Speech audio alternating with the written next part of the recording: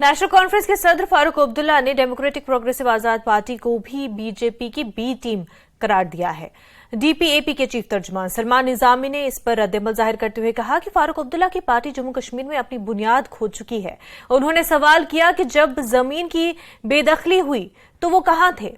निजामी ने कहा कि हमें 2010 में होने वाले कत्लेआम को नहीं भूलना चाहिए जब उमर अब्दुल्ला वज़ीर आला थे। निजामी ने कहा कि नेशनल कॉन्फ्रेंस के लीडर खुफिया तौर पर बीजेपी लीडरों से मुलाकातें करते हैं। सलमान निजामी ने कहा कि ये महबूबा मुफ्ती ही थी जिन्होंने बीजेपी को कश्मीर में लाया और आज वो उन्हें बीजेपी की बी टीम करार दे रहे हैं।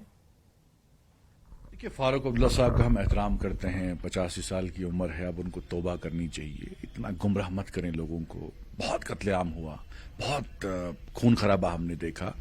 और गुलाम नबी आज़ाद साहब का ट्रैक रिकॉर्ड आपके सामने है। आज़ाद साहब ने काम किया लोगों का, उन्होंने झूठे वादे नहीं किए, उन्होंने सत्ता की लालच में कॉम्प्रोमाइजेज नहीं किए।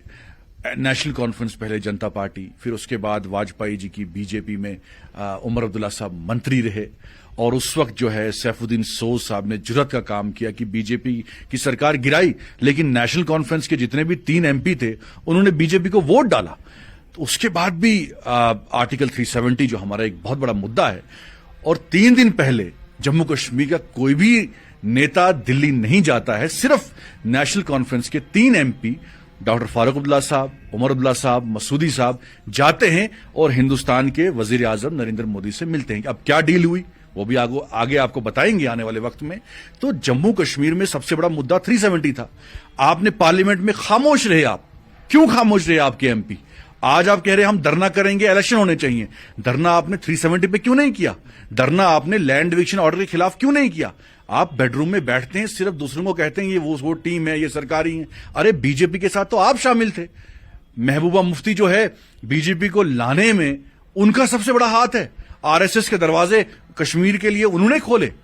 उस आर्टिकल 370 बीजेपी के मंशूर में कई सालों से था, उसके बावजूद पीडीपी ने उनके साथ हाथ जोड़ा। अब आप हमें कहते हैं, हम जहां भी गए, मैं ईमान कह सकता हूं आपको, हम जहां भी गए लोगों ने बोला जनाब हमें इन तंजीमों की जरूरत नहीं है, हमें आजाद साहब चाहिए।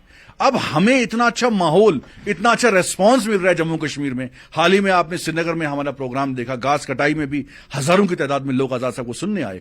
आजाद साहब को सुनने इसलिए आए क्योंकि उन्होंने आजाद साहब का काम देखा है, उन्हें झूठ नहीं बोला।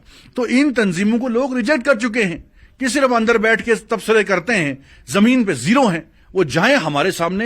मैं चैलेंज करता हूं नेशनल कॉन्फ्रेंस को, पीडीपी को, आए हमारे सामने, दिखाएं कितने लोग उनके साथ हैं।